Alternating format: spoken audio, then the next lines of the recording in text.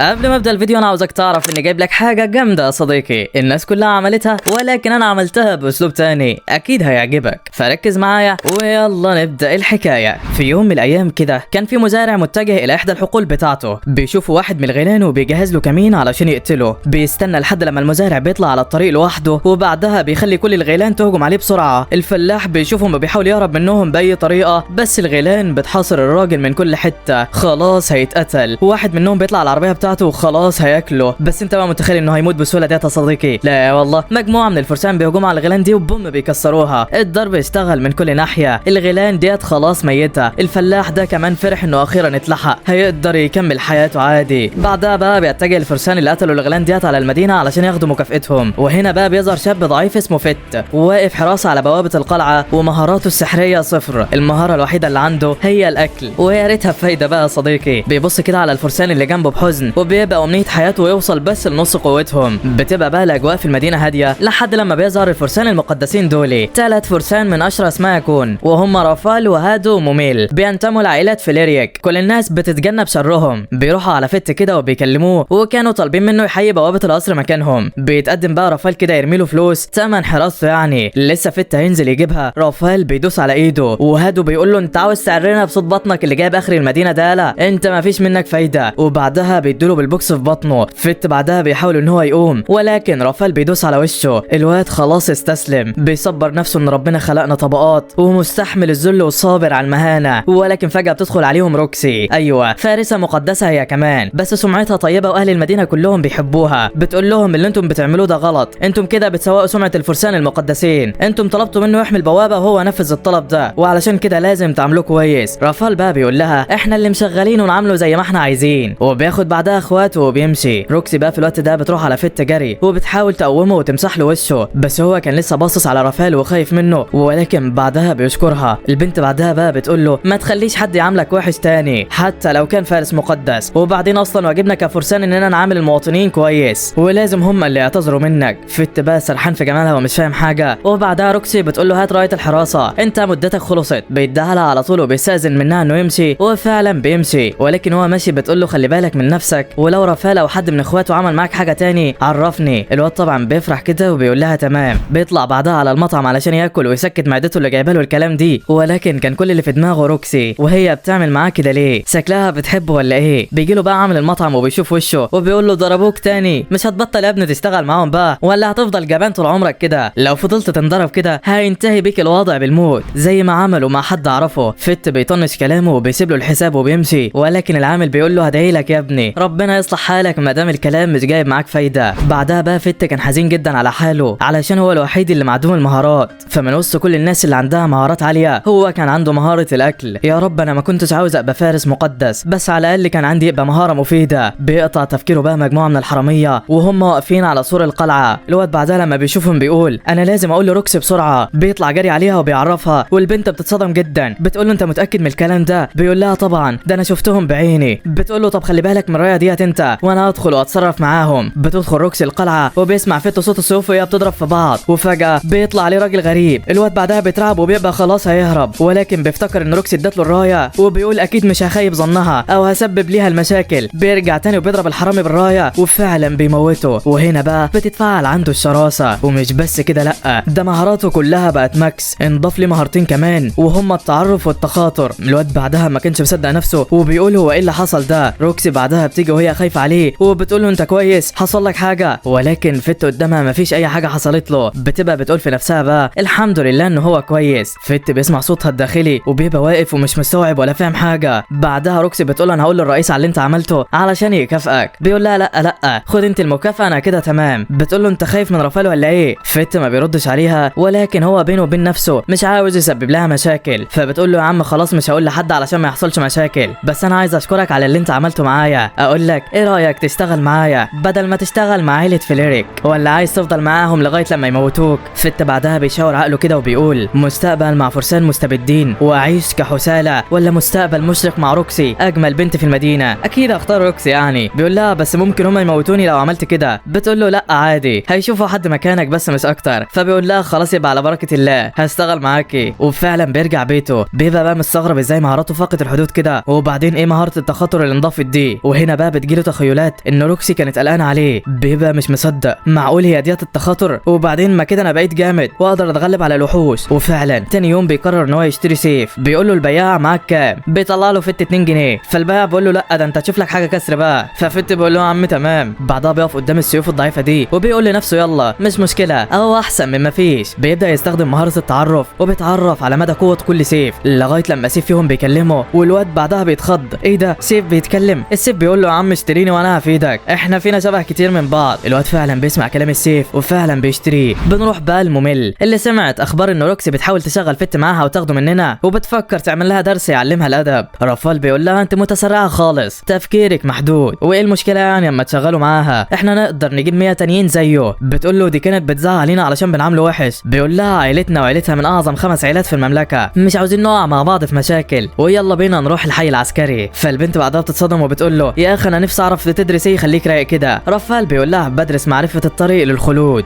البنت بعدها بتتصدم وبتقول له خلود؟ ايوه كده، حمسني بقى واستنى اما اجي معاك. بنرجع بقى الفت اللي عمال يدردش مع السيف سرحان بدماغه، رجله اخدته كده على ارض الغيلان. والسيف بعدها بيقول له برافو عليك انك جيت هنا علشان تشوف اول امتحان عملي بنفسك. فت بيقول له امتحان؟ السيف بيقول له ايوه. قابل بقى لسه بيلف ظهره بيتفاجئ بغول هجم عليه على طول. فت بيضربه هنا وفجاه بتزيد مهاراته تاني، بتوصل طاقته لاعلى ليفل. بيقول له السيف موته؟ عاش عليك. قابل بقى كان عندهم حق لما قالوا ان لو موتت غول واحد هيطلع لك مئات. بتبدا الغيلان في الهجوم عليه، بس هو كمان قوته بقت ماكس، بيهجم عليهم وبيمزق كل اللي بيقابله، ومع كل واحد بيموته قوته بتزيد اكتر واكتر لحد لما بيخلص عليهم كلهم. مهاراته فاقت الحدود وبقت بالالاف. السيف بقى بيقول له انت مش جعان ولا حاجه؟ معدتك ايه اخبارها؟ فتي بيتصدم كده وبيقول له ما عادش ليها حس، انا مستغرب انها اصلا معدتي بتطلع صوت زي الاول، معقول كده خلاص ما عدتش احس بالجوع؟ السيف بيقول له لا، الشراسه مستويات، والمستويات ديت بتزيد بالقتال الكبير والخبره، علشان كده انت لسه في المستوى الاول. فت بيقول له وانت عرفت كل ده منين؟ السيف بيقول له ما انا قلت لك احنا شبه بعض. ولكن فجاه فت بيشوف مجموعه من الفرسان داخلين عليه، وعلشان كده السيف بيقول له خبي مهاراتك.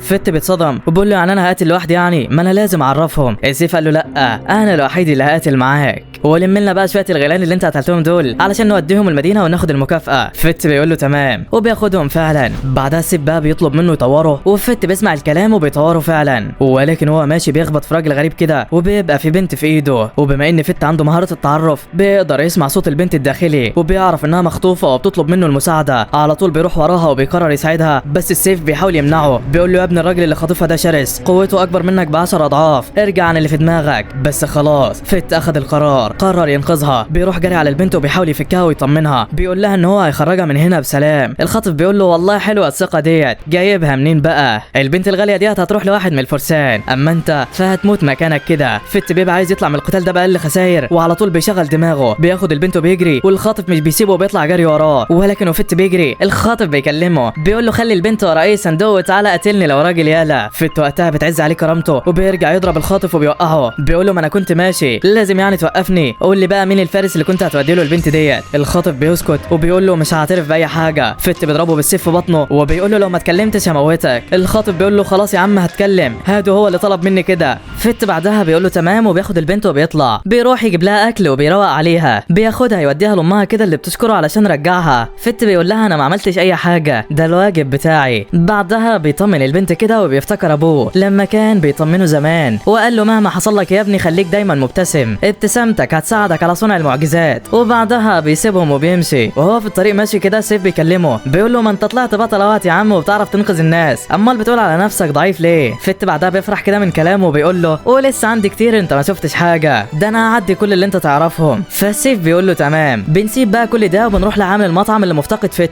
عمال يدردش مع واحد من الزباين كده، والراجل بيقول له ان ميسون ابو روكسي مات النهارده اثناء ما كان في رحله ووحش هجم عليه وقتله. العامل بيكمل كلامه وبيقول له انا حاسس ان اللي هيبقى ورا موت ميسون هم ولاد فيليريك، هم اكتر ناس لهم مصلحه في موته وشكلهم عاوزين يوقعوا روكسي من زمان. بعدها بقى بيعدي الليل وفت بيروح على قصر روكسي علشان يستلم اول يوم شغل معاها. بتقابله البنت فعلا وبترحب فيه. فت بقى لما شافها فضل مبلم كده وساكت، والبنت بتقول له انت تفضل واقف بره كده، تعال اما افرجك على القصر. بتاخده وبتروح على قبر ابوها وبتقول له كان نفسي تبقى موجود علشان تشوف المحارب الجديد. وبتحكي الفت ان ابوها مات في رحلتهم الاخيره لما كان بيقاتل تنين ضخم في غاليه. فت بعدها بيقول لنفسه بقى فيها كل الحزن ده ولسه مهتمه بيا للدرجه دي، هي طيبه. روكسي بتقول له من النهارده انا مش عايزاك تقلق ابدا، انا هفضل معاك دايما، هنشتغل سوا علشان نطور القصر ده والمدينه كلها. كلها. بتقطع كلامهم في الوقت ده هارو، واللي بتكون كبيرة الخدم في القصر ده بترحب بفت وبتقول له تعالى يلا يا غالي علشان تتغدى، الاكل خلاص جاهز. الواد بيدخل على القصر فعلا وبيقعد ياكل بطريقه هستيريه، كل الموجودين بيبقوا مصدومين من طريقته. وبعدها بيطلع يبدا في شغله في جنينه القصر. العمال اللي معاه مستغربين منه وازاي بيشتغل كتير وما بيتعبش.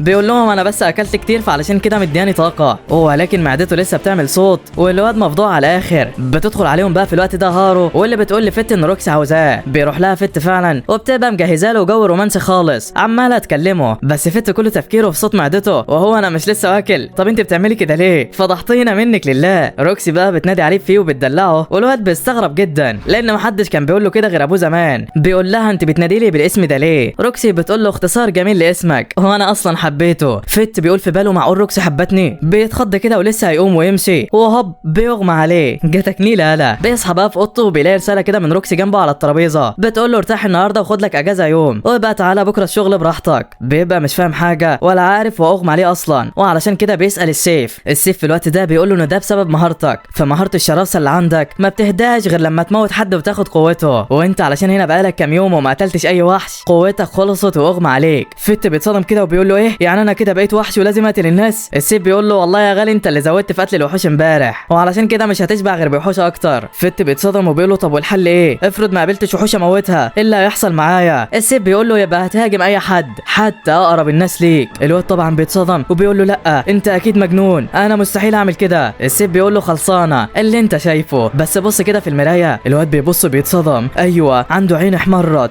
ما عادتش طبيعيه. السيف بيكمل كلامه وبيقول له ما قلت لك لازم تخلي بالك بقى الفتره اللي جايه علشان ما حدش يكتشف سرك. وبعدها الواد بيطلع وهو مخبي عينه علشان ما حدش يشوفه. بيتسحب كده وبيوصل على الغابه وبيقابل شويه غيلان صغيرين كده بيموتهم، بس برضه لسه معدته ما شبعتش وعاوز يقتل اكتر. وعلشان كده ما قدامكش غير حل واحد يا باشا، ايوه ملك الغيلان، بس ده احصائياته معديه جدا وفت بطاقته ديت استحاله يقدر يعمل معاها حاجه، ولكن دي الطريقه الوحيده علشان يشبع. بيهجم فعلا عليه بكل قوته وهو بيضربه. ملك الغيلان بيصد الضربه وبيحاول يهجم عليه تاني، ولكن فت شراهته مسيطره عليه وبيديله واحده تخلص عليه. بيكتسب احصائياته. السيف بيقول له عاش عليك يا بطل، بالاحصائيات اللي انت اكتسبتها دي انا هتطور للمستوى الاول، ومن النهارده تقدر تسميني الاسطوره. قدامك خيارين، يا اما تاخد جزء من احصائياتك وتطورني، لا اما افضل معاك وتتطور انت، وانا طبعا كده ما اقدرش اساعدك. فت بيقول له لا يا عم احنا شركاء وانا عمري ما هسيبك. بيطور السيف وبيديله جزء من احصائياته. بعدها السيف بيظهر بشكله الجديد. فت لما بيشوفه بيتصدم، يخرب بيتك ايش هذا الجمال. وبعدها بيخلص اليوم. تاني يوم بقى في القصر بتبقى روكسي متنكره وطالعه تلف شويه في المدينه. بيمسكها فت كده وبيقول لها رايحه فين؟ بتقول له اسكت بس هتفضحنا، هارو لو مسكتنا هتنفخنا، انا طالعه بس المدينه فتش على الوحش اللي قتل الغيلان امبارح، باين وحش اسطوري. فت كده لما بيسمعها بيتصدم وبيقول لها تمام تمام ارجع للشغل انا بقى. بتقول له لا انت هتيجي معايا. بيدخلوا المدينه فعلا وبتبقى روكسي متحمسه على الاخر عماله تجري يمين في شمال. فت بعدها بيندى عليها ولكن البت بتسكته. بتقول له يا ابني هتفضحنا، ما تناديش عليا باسمي، بص طول ما انا معاك في المدينه قول لي روكي. فبيقول لها خلاص تمام ماشي. بتقول له اعمل حسابك بقى علشان احنا محتاجين كل معلومه توصلنا للوحش ده. فبيقول لها تمام، بس فت طبعا ما كانش عايز يصدمها ويقول لها ان هو الوحش اللي هي بتدور عليه، ما علينا يعني. والسيف بقى وهم ماشيين كان بيكلمه عن طريق التخاطر وبيقول له انت لازم ما تتاخرش وتقتل وحوش تاني النهارده علشان عينك ما تتحولش تاني. فت بيقول له تمام. وبعدها بيدخلوا المدينه. بتبقى بقى روكسي منبهره بالفاكهه وبتقول لفت تعالى دوق معايا كده العنب ده. البياع بيقول لها ده من اجود انواع العنب من مزارع ميسون. روكسي بكل فخر كده بتقول له يعني من ارضنا يعني. البياع بيقول لها ايه ولسه هتتفضح؟ فت بيتصرف بسرعه بيقول له لا مفيش حاجه، ده بس خالي شغال في ارض الملك يعني، فاحنا بنقول عليها ارضنا. بتشكره روكسي بعدها انه اتصرف بحكمه وبتقول له ما انت طلعت جامد اهوت يا عم وبتعرف تخبي، امال مالك الاول كنت هتفضحنا كده. بيقطع كلامهم دخول فارس مقدس المدينه والكل بيقف له انتباه. وهنا بقى كان لازم معده فت تتدخل، بتعمل صوتها وبتفضحهم، بتخلي الفارس يجي عليه كده. فت لما بيشوفه جاي عليه بينزل على رجله ويتاسف له. الفارس لسه هيدوس على دماغه. روكسي بتتدخل بتقول له وقف اللي انت بتعمله ده. كل الموجودين بيتفاجئوا دي الاميره اللي جابها هنا. فت بيقول لها كده انت هتنكشفي. بتتصرف روكسي بسرعه وبتعمل انها مرات فت بتتاسف للفارس وبتقول له معلش انا اللي سبته جعان كده. وهنا بقى بتبعد عنها الشبهات، الناس بتقول اكيد مش دي الاميره، يعني عمرها ما تتجوز عيل عبيط زي ده. بعدها بتاخده وتستخبى بعيد، بس قلبها بينبض بسرعه خالص، بتقول لنفسها انا حبيته ولا ايه. فت مش مستوعب اللي سمعه وبيقول ده احنا باين داخلين على ايام بيضه. بيطلعوا بقى يكملوا لف في المدينه وبتشوف احجار كريمه كتير، بيبقى نفسها في واحده، بس ازاي يعني؟ ده هي فارسه مقدسه، يعني الحاجات ديت ماليه القصر عندها، ما ينفعش تاخد من اللي في الشارع. فت بيقول لها معقول مش عايزه واحده منهم؟ بتقول له انت نسيت مهمتنا ولا ايه؟ احنا جايين هنا علشان نعرف معلومات عن الوحش، يلا بينا بقى نكمل طريقنا. بيقطع كلامهم اتنين من المحاربين بيتكلموا عن الوحش واللي عمله في الغيلان امبارح. روكسي بتروح عليهم كده وبتسالهم عن الكلام ده، بيقولوا لها ما نعرفش عنه حاجه، احسن لك روحي مكان المحاربين واسالي هناك. فبتقول لهم تمام وبتقول لي فت يلا بينا. بياخدها فت وبيروح على المطعم، وهناك بيرحب به العامل، بيعرفوا فت على صديقته الجديده روكي. العامل بيقول له ايوه يا عم لعبت معاك. روكسي بتتضايق من كلام العامل كده وبتقول له ما تعرفش حاجه عن الوحش الموجود في المدينه. العامل بيقول لها بصراحه انا مش عارف، بس دلوقتي واحد من المحاربين يجي ويقول كل اللي انت عاوزاه. بيقطع عليهم الحوار. المحارب العجوز ده بيتخض اول لما بيشوف فت،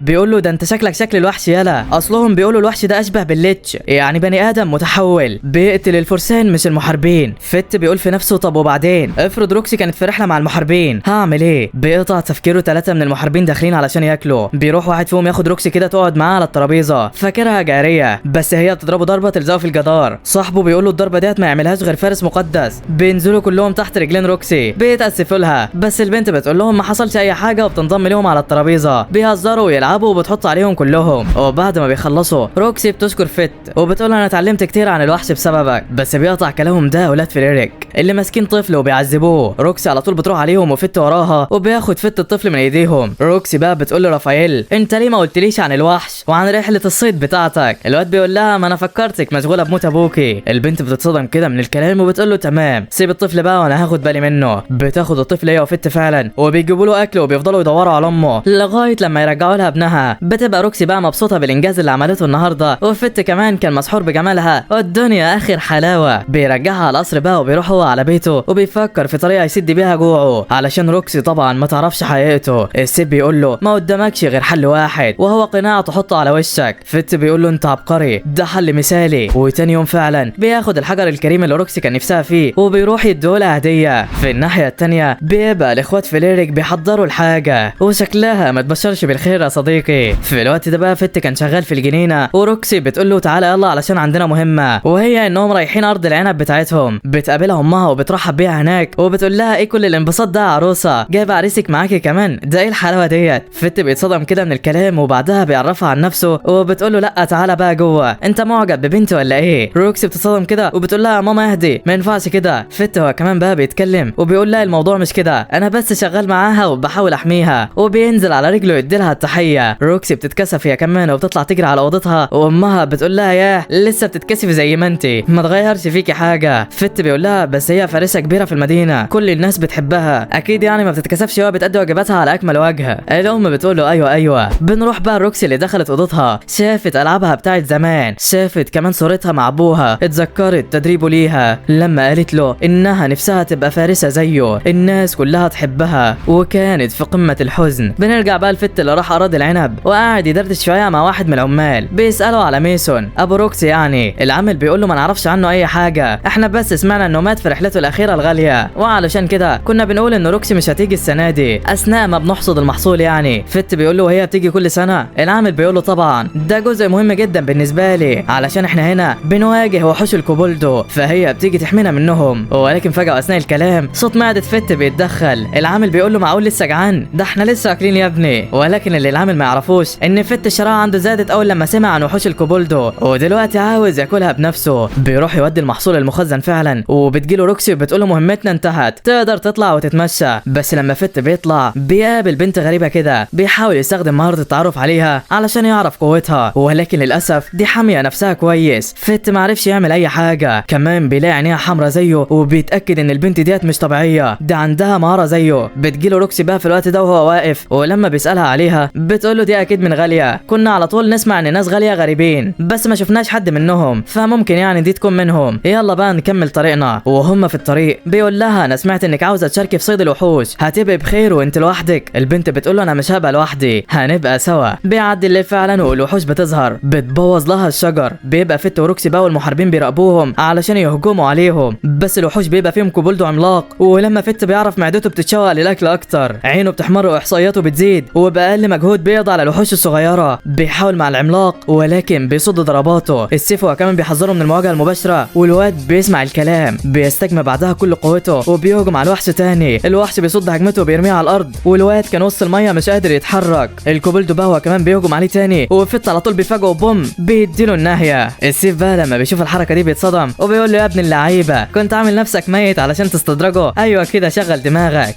الوحش بقى في الاثناء ديت كان لسه في الروح وبيهجم على فت تاني، ولكن السيف بيقول له سيبه، ده دوري انا بقى، اديني بس 10% من قوتك. فت بيديله اللي هو عاوزه، وبوم السيف بيغير شكله، بيطلق سهامه الناريه، بيقضي على الوحش بكل سهوله، بيشق الجبال لنصين. فت بيقول له يخرب بيتك احنا كده هننكشف، وبعدين انا عيني حمرا ليه لسه، وايه كل الهيجان ده؟ السيف بيقول له اجمد، دي مهاره الوحش ده بتنضاف لاحصائياتك، فاجمد كده قبل ما حد ياخد باله. الواد بيقول له تمام، وبعدها بيخلص اليوم على كده.